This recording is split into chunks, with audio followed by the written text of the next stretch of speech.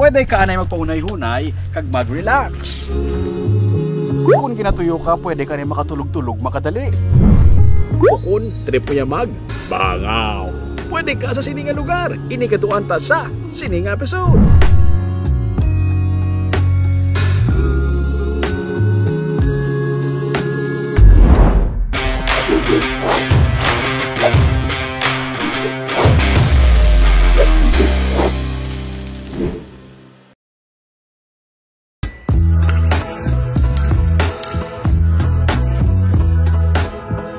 Nagabiyahe ka pa sur.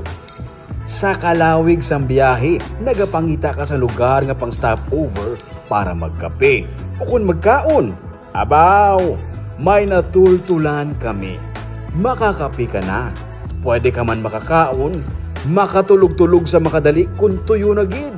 Kag pwede magpaligo sa ilang baybay, kag may parkingan man sang salakyan.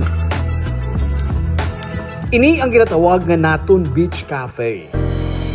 Umalimpas ang una, tugtog subong, ang butika sang masa, barato ang bulong, kabay. Halin sa Bacolod, mga 3 oras ang pakawayan. Grace Pharmacy, handa permi magpuli. Grace Pharmacy. Isa sa mga coastal barangays ang Barangay Linawon.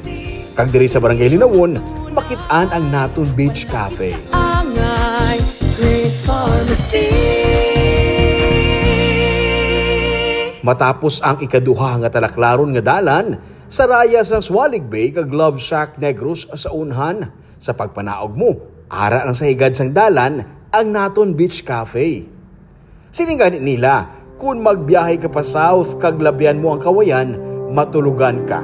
Kahit pagbugtaw mo, kawayan sa gihapon. Malaba abi ang coastal area sa kawayan pero relaxing man sa mata kung makalabay ka sa ilang baybayon. Pwede ka man makastop over makadali sa Parola sa Barangay Kaliling para mag-stretching kag magpalingaw-lingaw anay sa sininga view.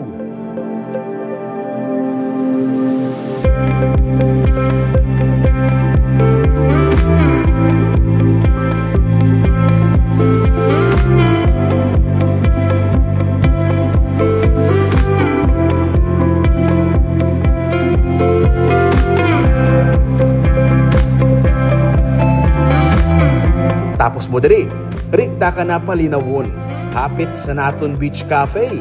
Samtang nagahulat ka sang imo order, pwede ka di anay magmuni-muni, lakat-lakat sa higad sang baybay. O kung trip mo, pwede gid gani iya makapaligo mismo sa baybay. Pwede ka man makapangapi anay, pangpadula sang tuyo. Samtang nagakapi ka, amo sini ang imo nga vibes.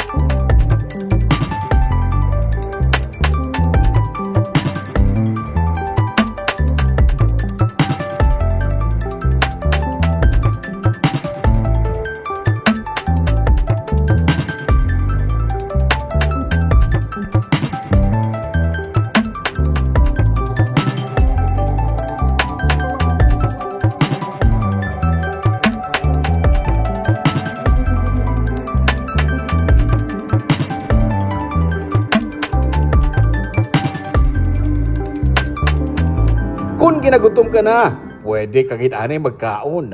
Kadamo sa pilian nga pagkaon sa ilang menu. May mga silog meals o kung pangkuyam-kuyam. Rice kag sudan, may ara gid. May ibos man kag puto pang pare sa kape. Ang cafe para sa dining area. No outside food allowed. May mga cottages man nga pwede marentahan for the day kung gusto mo yan i-enjoy ang beach antes mag-proceed sa next nyo nga destinasyon. Suno sa nagabantay diri, kalabanan sa naga-stop over diri mga motorista nga naga-long drive pa south. Naga-relax anay diri makadali para hindi kapuyon sa biyahe. Gaano lang, gapahuway lang. Pahuway-huway. Bakas malakat. Pahuway ka dali. At least magpasipalay ko or painubaan. Mga taga-diin, pagkakalabot di. Mga taga-Bacolod. Naga-stop over anay. Sa kada ano nga daw, damo tao. Isa Domingo, damo. Kalabanan Domingo, gid. Tapos mga holiday. Tapos na holiday, nag-expect na ako sa damo tao. So next time, or sa Siniga Christmas break nga mabiyahe kamo pa south, kabalo na kamo sang pwede nyo hapitan. Para magkaon, magkape o kung magpaligo sa baybay. Ara lang gid ini sa higad sang dalan.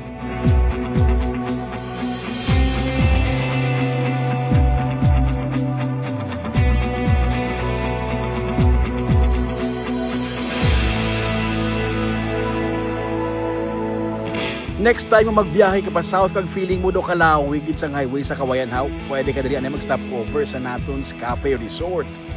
Para updated ka sa mga episodes ng Tripping Grooming, i-follow mo ang Facebook page kag YouTube channel, DJ Cas Negros. Padayon na kita sa gihapon sa pagbangon. Ako si Romeo Subaldo kag iniyang Tripping Grooming.